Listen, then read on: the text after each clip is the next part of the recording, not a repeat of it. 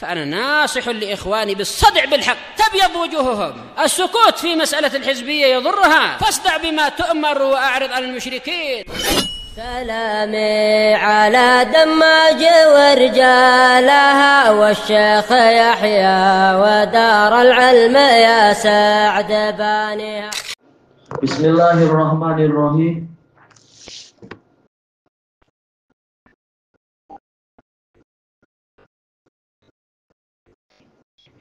Qala al-Imam An-Nawawi rahimahullahu ta'ala. Al-Babus Samin wa Samanun Ba'dal Mi'ah, bab yang ke-188. Babu fadli sholati subhi wal asar, keutamaan sholat subuh dan sholat asar. Al-Hadisul Mi'ah Ba'dal Alf, 1100. An Abi Musa radhiyallahu anna Rasulullah sallallahu alaihi wasallam qala man shallal bardaini dakhalal jannah, muttafaqun alaih. Dari Abi Musa al-Asy'ari, beliau adalah Abdullah bin Qais dari Bani al-Asy'ar di Yaman, kabilah yang sangat terkenal. Baik. Abu Musa ahli Quran, ma'ruf. Kemudian beliau memiliki dua hijrah ke Habasyah dan hijrah ke Madinah. Bahwasanya Rasulullah Shallallahu alaihi wasallam bersabda, man shallal bardain, barang siapa sholat di dua waktu yang dingin. Ini mimba apa? Man shallal bardain, barang siapa mengerjakan sholat di waktu sholat yang dingin. Iya, takdirnya adalah man shalla sholatal bardain atau sholawatil bardain. Iya, asalnya ada maf'ul bih yang terhapus, yaitu sholata atau sholawati al-bardain mimba idhafatil masdar ila adz-dzaraf. Bardain yaitu dua masa yang dingin. Maksudnya adalah sholat subuh karena dia dingin, ada sisa malam, dan yaitu asar karena angin-angin itu banyak yang bertiup di waktu itu dan menimbulkan cuaca dingin, lain dengan misalkan duhur yang terasa sangat panas misalkan. Maka dia dijamin masuk surga. Hadis ini tidak membicarakan bahwasanya sholat itu hanya dua.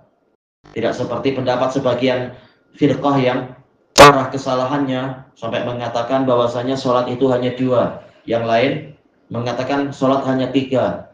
Hadis ini tidak bicara masalah pembatasan bilangan, tetapi menyebutkan keutamaan sholat di dua tepi siang, yaitu subuh dan asar. Maka dia dijamin akan masuk surga.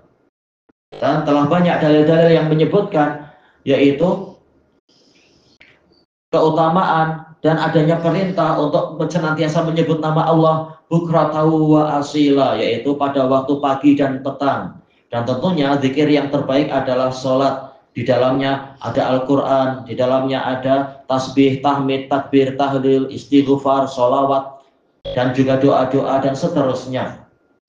Baik, maka barang siapa mengerjakan dua sholat tadi, dia dinilai telah menjalankan zikir pagi dan zikir petang. Walaupun semakin diperbanyak zikirnya sesuai dengan syariat, semakin bagus tentunya. Tapi ini menunjukkan orang itu tidak lalai kepada Allah Ta'ala, dan jaminannya adalah surga. Adapun kalau dia tidak mengerjakan sholat duhur, ya tentunya dosa besar, terancam dengan neraka. Demikian pula tidak mengerjakan sholat maghrib dan isya. Al-bardan as-subhu wal asar, sholat subuh dan sholat asar. Dan ini menunjukkan orangnya lebih mengutamakan Allah daripada hawa nafsunya. Kalau sebagian munafikun, maka mereka malas untuk sholat subuh. Maksudnya adalah terutamanya sholat subuh di masjid berjamaah untuk yang laki-laki yang tidak ada udzur dan sebagainya itu. Tapi orang yang ini walaupun cuaca gelap, walaupun sangat dingin, tapi dia rela memenuhi panggilan Allah Ta'ala untuk datang berkunjung ke salah satu dari rumah Allah, kemudian sholat berjamaah bersama saudara-saudaranya yaitu kaum muslimin, banyak berzikir, banyak bermunajat, berdoa, menyampaikan hajat-hajat dan keperluan kepada Allah Ta'ala, suka untuk berdekatan dengan Allah Ta'ala, mencari kedekatan dengan Allah kemudian pulang dengan membawa rahmat, keberkahan, pengampunan dan sebagainya insya Allah. Di samping menguatkan silaturahim dengan saudara-saudara yang lain yang ikut sholat dan sebagainya. Demikian pula di waktu asar. Semula cuaca sangat panas, kemudian terkadang ada angin, terkadang ada debu-debu dan sebagainya, tapi dia rela untuk tetap keluar pergi ke masjid memenuhi panggilan Allah, padahal boleh jadi dia sedang sibuk kerja atau sedang sibuk istirahat tidur sedap, tapi karena ada panggilan maka dia datang. Dan terkadang kita waktu bangun di masa seperti itu kepala mungkin terasa agak sakit terkadang, tetapi demi memenuhi panggilan Allah rela untuk datang. Maka ini adalah salah satu tanda keimanan, bukti keimanan, memenuhi panggilan Allah walaupun situasinya agak tidak sedap. Bahkan ada di Damas itu sebagian dari saudara kita ketika keluar rumah untuk sholat asar kena angin yang kuat, akhirnya malah syaraf di wajahnya terganggu, jadi sakit dan sebagainya. Ini ujian ya, memang tinggal pandai-pandai untuk mengatur biar tidak langsung kena angin dan seterusnya misalkan. Jaga kesehatan. Tapi intinya orang mukmin walaupun ada saja ujian-ujian itu, mereka berusaha untuk memenuhi panggilan Allah Ta'ala di masa-masa yang terkadang terasa sulit seperti itu. Kemudian kita masuk ke hadis berikutnya, Al-Hadisul Hadi wal Mi'ah Ba'dal Alf, 1101. Wa ana Abi Zuhair Umar bin Ru'aibah radhiyallahu an. Qala sami'tu Rasulullah sallallahu alaihi wasallam yaqul. Saya mendengar Rasulullah sallallahu alaihi wasallam bersabda, la yalijan nara ahadun shalla qabla tulu'i syamsi wa qabla ghurubiha. Tidak akan masuk ke dalam neraka satu orang pun yang sholat sebelum terbitnya matahari dan sebelum terbenamnya matahari, yakni al-fajr wal asr, yaitu sholat subuh dan sholat asar. Ini jaminan juga dari Rasulullah Shallallahu Alaihi Wasallam. Orang itu, orang yang mau memenuhi panggilan tadi sebelum terbit matahari, dia berangkat untuk sholat. Sebelum terbenam matahari, dia juga berangkat untuk sholat. Maka dia dijamin untuk selamat dari neraka, tidak akan masuk ke dalam neraka. Yalija, dari walaja yaliju, wawunya dihapus. Jadi asalnya kan walaja yauliju, fa'ala yaf'ilu. Kemudian wawunya dihapus untuk mempermudah jadi yaliju, yaitu yadkhulu. La yalijan nar, tidak akan masuk ke dalam neraka. Berarti kebalikannya, yaitu dia akan masuk ke dalam surga. Karena tempat perhentian terakhir memang hanya dua.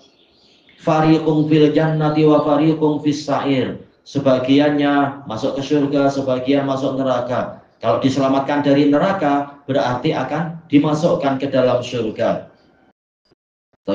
Maka ini jaminan untuk orang-orang yang seperti itu, maka dia akan selamat dari api neraka insya Allah. Dan hadis ini menunjukkan keutamaan sholat fajar dan sholat asar. Sebagian fuqaha menyebutkan untuk masalah subuh jelas, yaitu batas akhir sholat subuh adalah pada waktu terbitnya matahari. Adapun untuk sholat asar, maka sebagian besar jumhur ulama menyebutkan bahwasanya waktu sholat asar itu terbagi dua, yaitu waktun ikhtiyari dan waktun ittirari. Waktu yang sifatnya pilihan, yaitu mau sholat di awal waktu ataukah di akhir, tidak masalah untuk orang-orang yang tidak wajib datang ke masjid. Yang wajib datang ke masjid ya, di mana ada panggilan dari masjid wakaf ya datang. Tapi secara umum dikatakan waktunya adalah ikhtiyari, boleh sholat di awal, yaitu tatkala bayang-bayang seseorang itu sudah lebih panjang dari 2 kali lipat dirinya, lebih panjang dari badannya, berarti masuk waktu sholat asar. Kalau sebelum itu masih zuhur. Waktu sholat asar adalah tatkala bayang-bayang sudah mulai lebih panjang dari dirinya. Sampai bila Nabi menyebutkan, yaitu sehinggalah bayang-bayang seseorang itu 2 kali lipat dari badan dirinya. Dalam riwayat yang lain yaitu selama mataharinya masih putih. Adapun kalau sudah menguning berarti waktu habis, waktu ikhtiyari habis. Yang tersisa adalah waktu ittirari untuk orang yang terpaksa, mungkin karena tidak mampu untuk sholat di waktu itu, mungkin musafir yang susah untuk sholat di waktunya, maka waktunya sampai matahari terbenam. Yaitu apa? Selama matahari masih ada, walaupun sudah sangat merah, maka ini masih boleh musafir mengalami berbagai kesulitan barangkali. Demikian pula yang bukan musafir yang mengalami banyak kesulitan, mungkin polis susah mengatur lalu lintas yang sedang jam, sedang macet itu, atau mungkin petugas kebakaran, atau orang yang tengah membantu orang yang sedang tenggelam, atau mungkin apa tertanam di reruntuhan dan sebagainya, udzur yang seperti ini, atau dokter yang harus mengoperasi orang yang harus dioperasi dalam situasi yang memang harus dikerjakan sekarang misalkan, maka dia diberi izin waktu ittirari, yaitu sampailah matahari terbenam. Karena waktu sholat asar paling akhirnya adalah waktu ittirarinya adalah qabla ghurubiha, sebelum terbenamnya matahari. Maksudnya terbenam yang mana? Apakah bulatan yang bawah atau yang atas? Yaitu bulatan yang atas. Kan matahari ketika terbenam di sebelah barat, maka yang pertama kali terbenam adalah bulatan bawahnya, mulai tertutup gunung-gunung barangkali, atau tertutup oleh batas cakrawala di apa itu, laut misalkan. Nah itu masih waktu ittirari masih ada. Ketika bulatan yang atas juga tenggelam, maka habis waktunya. Baik. Ilahuna wallahu a'lam.